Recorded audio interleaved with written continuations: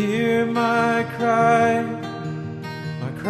for truth, my cry for truth, my cry for you.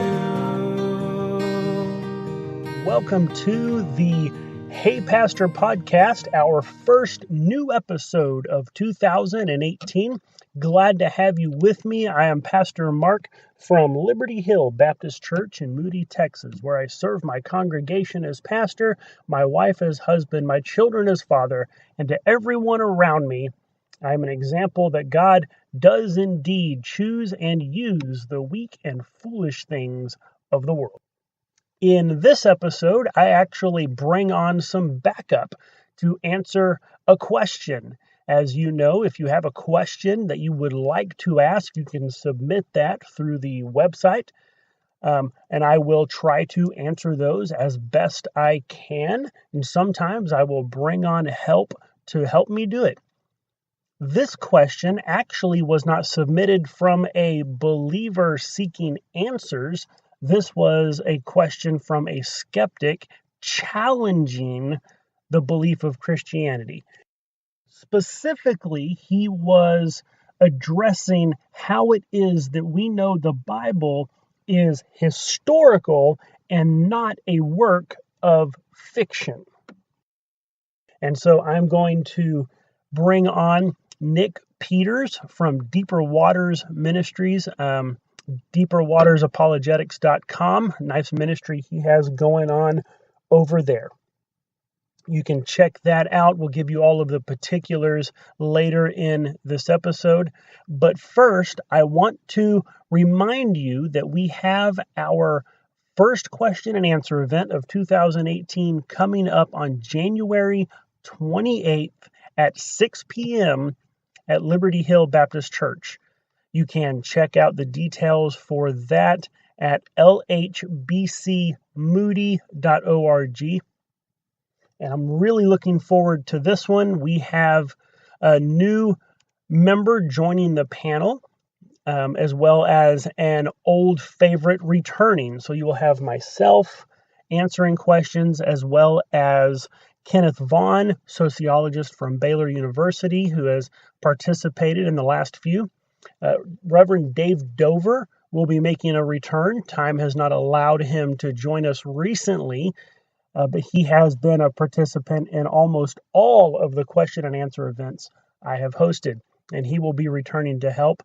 Also joining us is Patrick Cheney, who is actually trained as a Methodist minister, but we Baptists are still going to let him in the door. He is a good guy and pretty solid on his theology, so we look forward to having him join us as well. So again, that is January 28th, 6 p.m., Liberty Hill Baptist Church in Moody, Texas, lhbcmoody.org or heypastor.org for more details. With that out of the way, let's get into our conversation with Nick.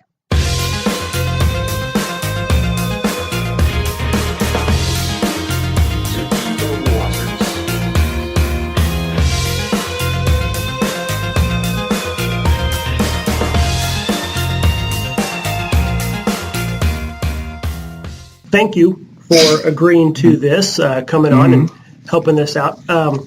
You're going to help me out with this question that I received about how do you tell if the Bible is fiction or history? Mm-hmm. And so, but before we get into all of that, I figured you want to do the shameless plug for your ministry here up front. That way we catch anyone who doesn't actually listen all the way through.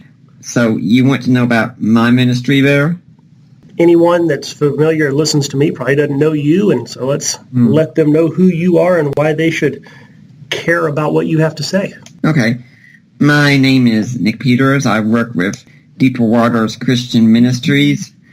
It's a ministry that I founded and set up, and I have been doing apologetics for over 15 years or so. I found out about it when I was in Bible college around the year 2000. And fell in love with the field immediately and started devouring everything I could. And it was apologetics, in fact, that actually led me to a woman I've married, and I've been happily married to for this month will be 7.5 years. She somehow she hasn't killed me yet. We're still unsure about that. Why she's let me live this long. And we are a very unusual marriage. We both have Asperger's, for instance. And so that gives us unique ways of relating to one another. Mm-hmm. My ministry then is founded on helping to answer the hard questions, and such, particularly on the resurrection of Jesus. I place an emphasis on discipleship. I try to do shows and writings on marriage regularly, since I think that's so extremely important. And we also do disability awareness here, particularly with an emphasis on autism and Asperger's. Nice. Okay, well, I'm actually looking forward to hearing what you have to say as I was perusing your website. Well, there's a first time for everything. Well, as I was looking at your website, I noticed that a lot of the people I like to listen to gave you a thumbs up. I mean, some pretty big names on your endorsements there. Gary Habermas, Mike Lacona, Brett Kunkel, which Stand to Reason, which he's no longer with, but Stand to Reason is like the top apologetics outfit as far as I'm concerned. Tim McGrew, I've borrowed heavily from the work done by the Doctors McGrew on undesigned coincidences and defending the Bible in my own teachings. And so pretty heady group there that you have given you the nod of approval. So we have good relationships here with several ministries. We have good relationships with Stand to Reason Ministries. Greg Coker has been on my show twice. That got in touch with me when his last book came out, The Story of Reality, and wanted to come on and talk about it again. Reasons to Believe has a good relationship with us. BioLogos has a good relationship. And of course, I get in touch with several publishers, IVP, Baker, Erdman, Zondervan, Peppers, and we've reached out and gotten people outside America very often. Micah Bird has been on our show twice. Larry Hurtado has been on. Richard Balcom has been on twice. So if you're interested in apologetics and you go through the list of people I've had on my show and you don't find someone you're interested in, I would be very surprised. Okay, well, if someone wanted to learn more about you or see what it is your ministry's doing, where do they go? deeperwatersapologetics.com. Okay, deeperwatersapologetics.com. That is easy to remember. So let's go ahead and dive into this. We have this question I received. I mean, the whole focus, like I told you, my focus is trying to help people who would, whether it's internal doubts or external challenges to their faith, that they can see how these things would be answered.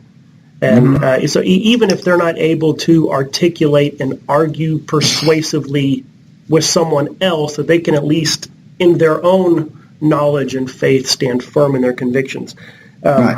And so I got this question that was offered to me about how do you know that the Bible is history and not fiction. So let me just take a couple minutes to kind of just set this up for the listeners, and then we'll get into the details of why this is actually a bad approach.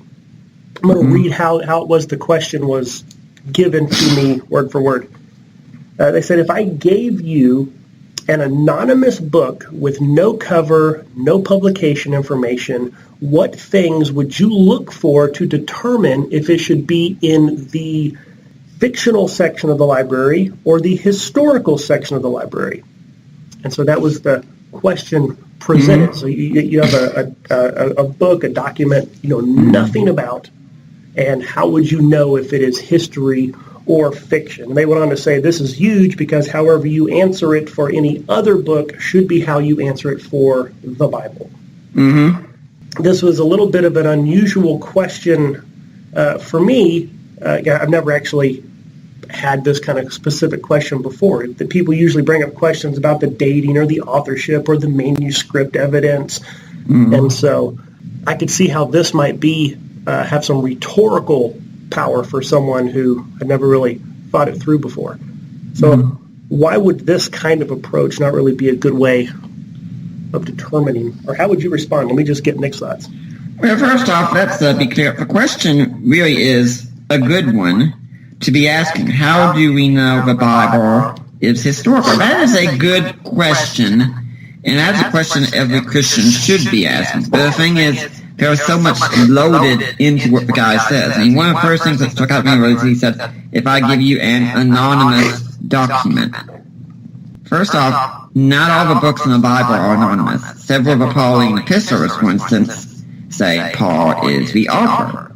And 6 of these are still disputed, which makes me think the so anonymous thing doesn't really matter. As if the Gospel of Matthew had said, right there in the very text itself, the Gospel according to Matthew, that every skeptic would bow down at me and say, well, by golly, that settles it. Matthew wrote it.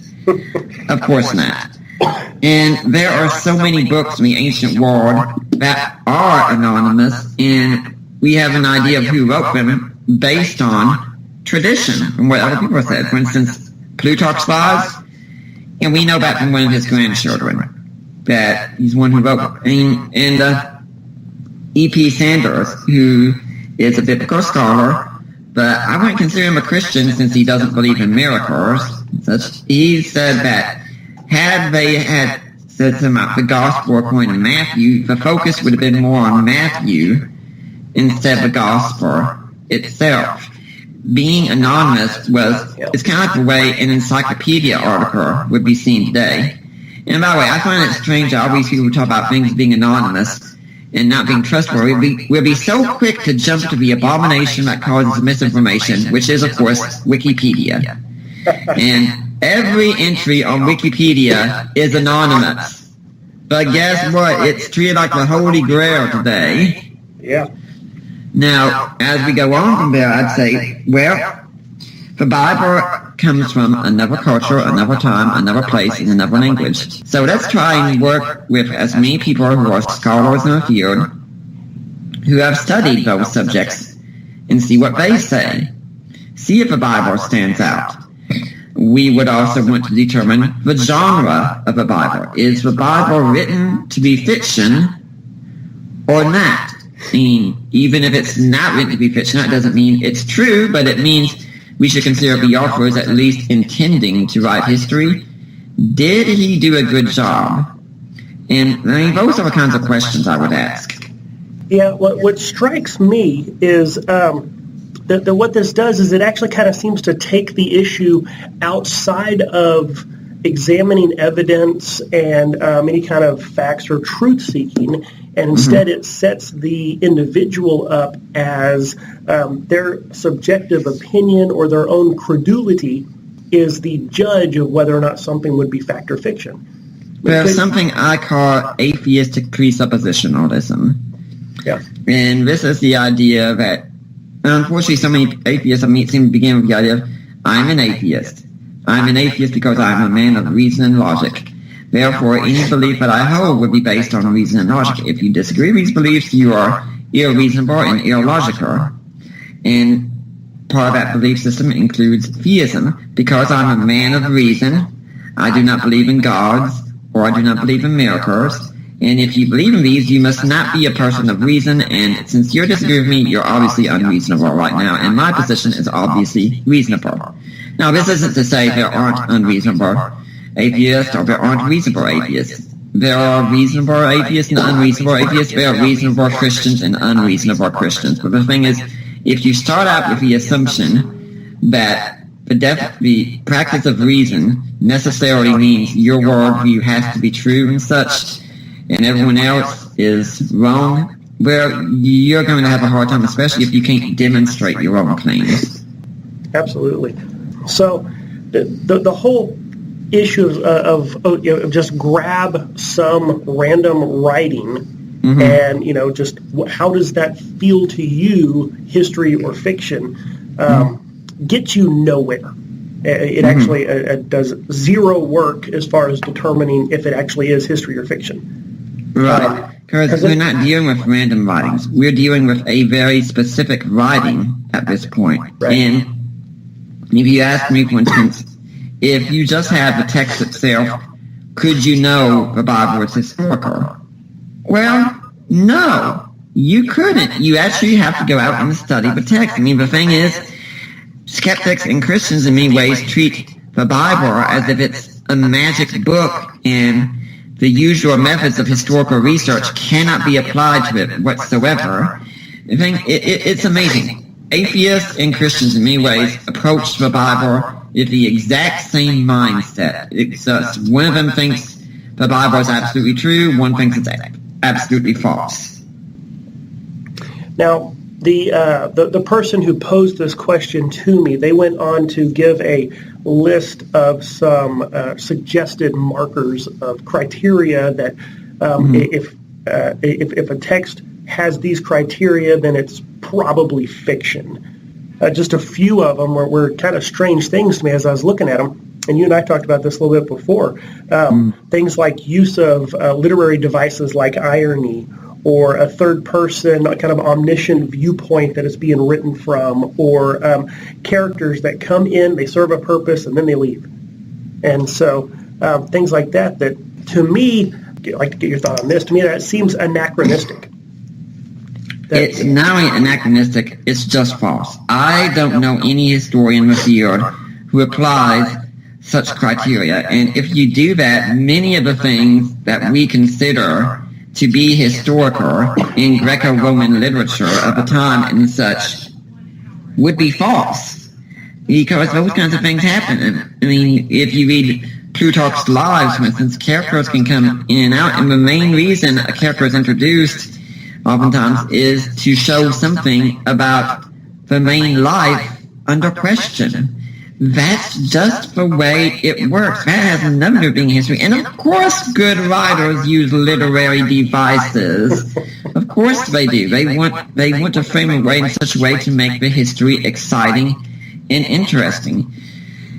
It's entirely anachronistic. And if this person thinks like this, then my challenge would be go find me the historians who agree with these principles. Find them for me.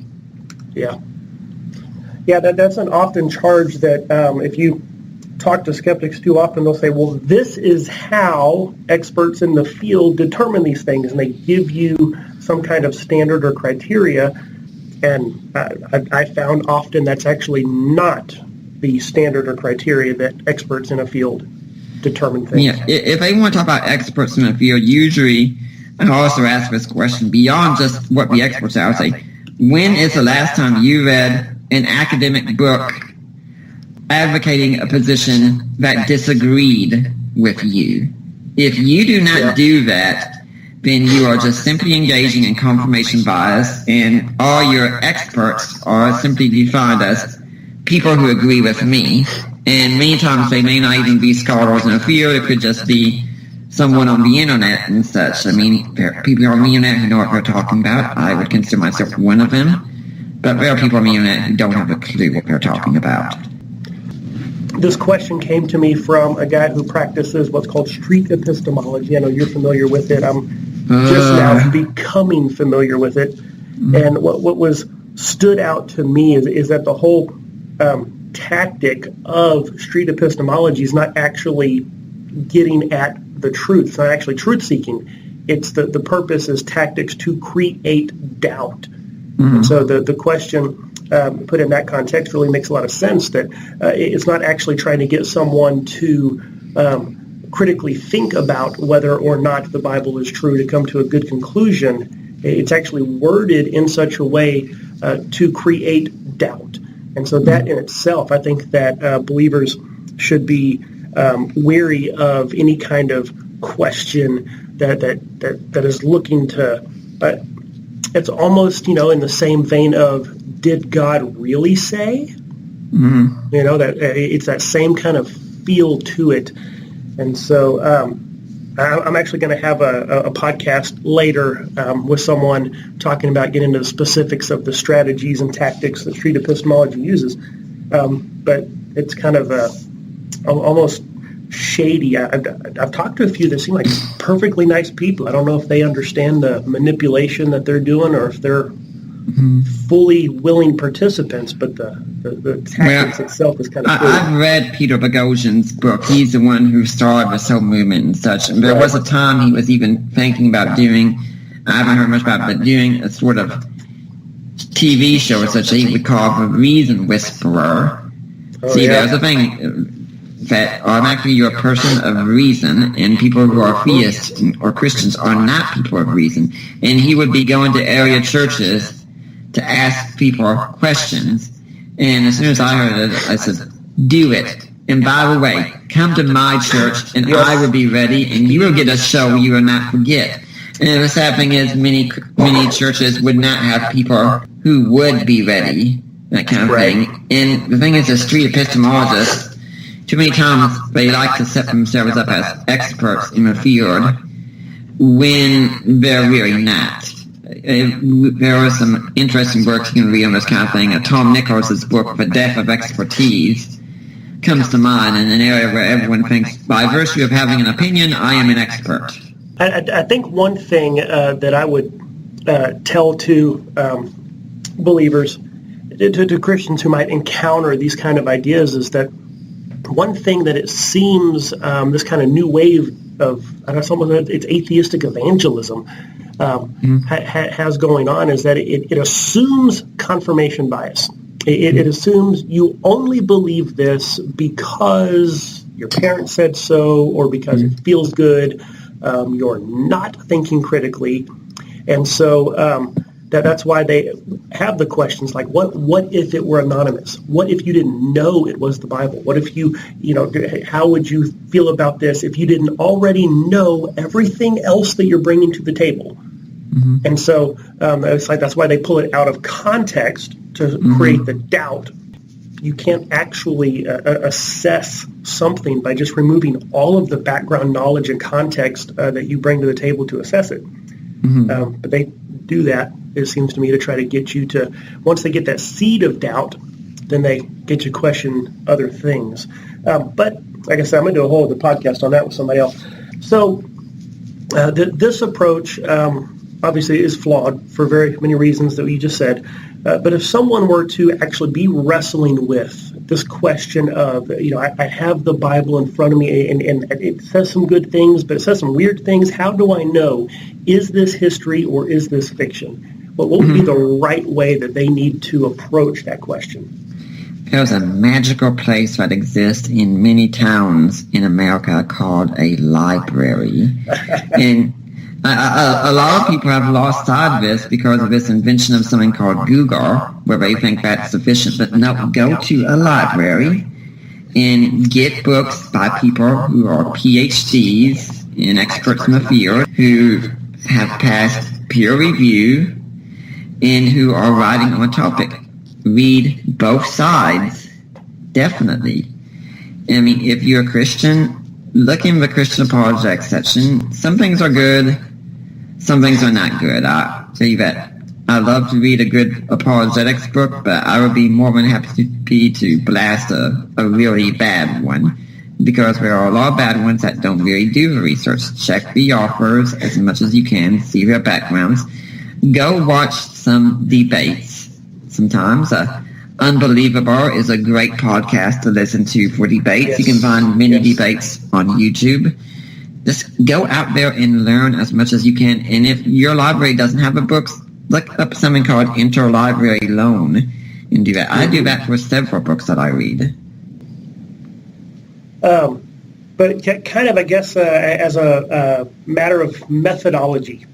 Because they can get some books and they can read what a bunch of folks who are supposed to be experts say about something, but that's them getting evidence and data laid out in front of them. But then kind of what would be the methodology of how you assess that? Go through and look and see what is the claim this person is making. What is the evidence they give the claim? Does the evidence support the claim? What are the best objections to the evidence for the claim?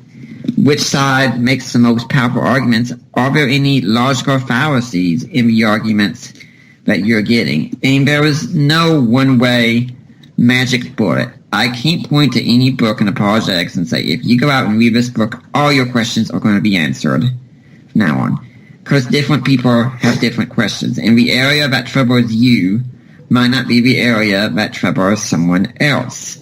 Yeah. And that's something important to consider. And remember also, you're not going to be able to answer every question. And for Christianity, I'd say the main one to concentrate on is the resurrection of Jesus. Did Jesus rise from the dead? It's not questions of inerrancy. It's not questions related to Old Testament events and such. It's not questions even relating to science and evolution. It's a simple question. Did Jesus rise from the dead? Yes, sir. And then once you kind of got that established, everything else kind of starts to work itself out. Yeah, I think it was Greg Kokel. I'm going to paraphrase and probably butcher it. But he said something along the lines of you don't have to assume that the Bible is inerrant to know what it says is true. Right. But then once you've established that what it says is true, you realize it's inerrant. Mm-hmm.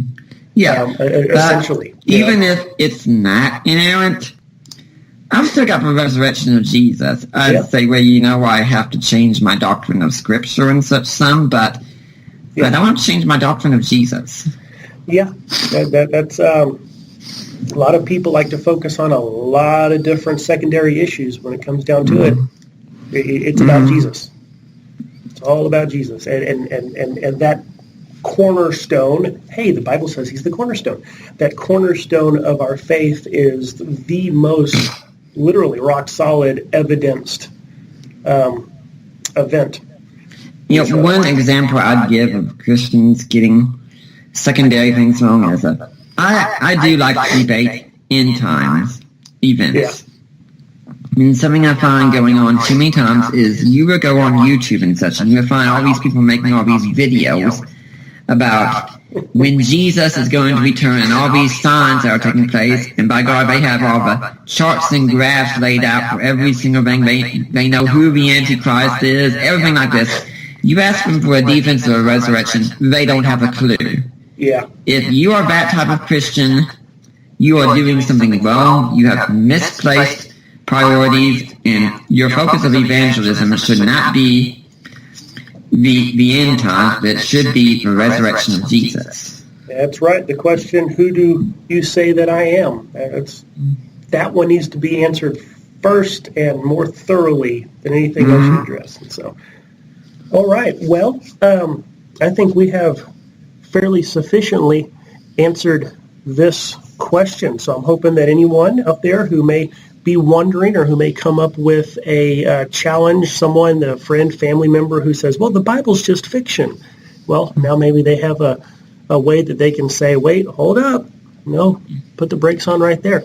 Guys, one thing I could add to this also is that archaeology has been a tremendous friend to the Bible. Oh, absolutely. And one of the best books I can recommend on this right now is Craig Evans's Jesus and the Remains of His Day, holding it in my hand right now here. Okay. And Richard Burridge has an anniversary edition coming out sometime this year, I think, of What Are the Gospels? Looking at the case that the Gospels are Greco-Roman biographies, and he's the one who pretty much established this for biblical scholars worldwide. Good stuff. Definitely need to check those out. I've always found it interesting how secular, skeptical historians, archaeologists will stand up and they'll say, we know the Bible's wrong because there is no evidence of, fill in the blank. And then a few decades later, we find the evidence. And, oh, look, the Bible's proven right again. Mm-hmm. And so, and of course, there is always the standard things that people address when talking about the Bible and its reliability with all the manuscript evidence, just the thousands of manuscripts we have, the early copies we have, the early writing following the events, and all that stuff also gives us very good reason to believe these are reliable historical texts. Mm-hmm. And one thing, I'd like to get your thoughts on this. It always kind of strikes me as strange whenever people say, oh, well, they just made it up. Oh, it was just fiction. My understanding is that the that basically, if the Bible's fiction, it basically would seem to be one of two categories. It's either a fraud, flat-out con job by the apostles, or it's a genre of writing that did not exist back then. Yeah. People weren't writing historical fiction novels back then. I mean, that's not what was going on. If they wrote something like that, they made sure to include huge anachronisms and such in there, so there wasn't really much any doubt whatsoever. David Marshall has some good stuff on this in his book, Jesus is No Myth. Such, that is so whole kind of thing. People just don't really know how to approach the text and ask the questions and such. Why would the disciples make it up? Now, I'm not going to arguing that all the disciples died for their beliefs. We don't know that one. Sean McDowell, he's done the best research on this one. His book is available on topic now. I don't use him on it. What's the name of that one? I think it's The Fate of the Apostles. Right. But Christianity was seen as a shameful religion at the time, and to embrace it was to put everything you had at risk. This is not the kind of thing you would make up. If you live in the ancient world and you were thinking about how to make a religion up, Christianity would be example one of the prime example of how not to make up a religion. Yes. And if anyone wants to see some more evidence of this, Larry Hurtado has a great book, Destroyer of the Gods, where he goes into detail about what it meant to become a Christian in the ancient world. You were putting yourself on the outs with everyone around you, including the Roman Empire, which didn't really take happily to the sense. Yeah. All right. Well, I think that very well gives us a good foundational way to think about this. Given a lot of good resources, thank you for that. A lot of the titles I recognized but weren't coming to my mind, but they came to yours, so thank you. And so once again, Nick Peters, deeperwatersapologetics.com. Okay, there you go, deeperwatersapologetics.com. Any last thoughts before we wrap it up and I'll let you go? Well, I would like to say something about the text of the Bible and its transmission and such. Okay. Mark, I'm going to give you this quote here from the scholar. In fact, I'm going to give you two different quotes. Here's the first one. If a primary purpose of this discipline is to get back to the original text, we may as well make either defeat or victory, depending on how one chooses to look at it, because we're not going to get much closer to the original text than we already are. At this stage, our work on the original amounts to little more than tinkering. There is something about historical scholarship that refuses to conceive that a major task has been accomplished, but there it is. This same scholar also said, in spite of these remarkable textual differences, scholars are convinced that we can reconstruct the original words in the New Testament with reasonable, although perhaps not 100% accuracy. Now, Mark, my question. Who is the scholar who made these claims? If I had to guess, I'm going to throw out Bart Ehrman. You are correct. Bart Ehrman. This is not a conservative Christian. This is not Daniel Wallace. This is not Mike Lacona. This is Bart Ehrman. So whenever someone tells me about how we don't have the New Testament accurate, I say, well, let's hear what Bart Ehrman has to say about this. He is no friend of Christianity. It's almost as if his life's goal is to disprove Christianity. I'm not sure I would say that. I don't think I'd go back for exactly, but he's definitely not someone who's trying to defend Christianity. Certainly, absolutely. Yeah. Yeah. And so I think that is a great spot to end on. There we go. Just some wonderful support from someone who is certainly no friend of the faith. All right. Well, thank you, Nick. Appreciate you coming on and doing this. Glad to do it, and glad to do this anytime. And I do hope people come to my website and check out what I've got. And I hope people listen to your show, and I hope they'll listen to mine as well. I've got one too. Yes, you do. There are quite a few. If someone wants to just spend, I don't know, it's flu season right now, so I guess if somebody's sick and has nothing else to do, they can just work their way through the hours upon hours upon hours of content you have there. Mm-hmm. So, all right. Well, thank you very much and have a wonderful day. You too. As I wrap up this episode, I want to offer a few thoughts of my own, but I should also mention that Nick Peters is a core team member of a ministry group known as The Mentionables. They are some small-time apologist speakers, bloggers, podcasters who are no less tenacious or substantive in their defense of Christianity, even though their names may not be widely known. The Mentionables also have an upcoming event, a conference in Greensboro, North Carolina in May. I believe that is the 18th and 19th. You can check out thementionables.org for more information. There's also regularly articles posted. They have a podcast, and then you can probably find links to their own individual ministries as well. I just want to give a shout out to those guys. They also have a network of people who are not part of their core team but are associated, myself being among them. And so if you are looking for a speaker or someone for a debate or some event in your area, you can contact the Mentionables and see if they have someone in their network in your area who can fit your need. And so wanted to make sure I plug that. So again, Nick Peters' personal ministry is deeperwatersapologetics.com, or check out thementionables.org. Now, a few final thoughts on this issue of the Bible being history or fiction. I think that it is worth noting that the approach this skeptic was telling me was the right way to go about answering the question relies a lot on personal credulity and speculation. It's a very subjective process. It's a very opinion. It's just what you think.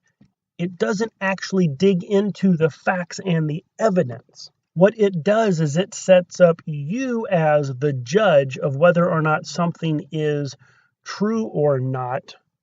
And then your own personal feelings on the matter get to determine the truth.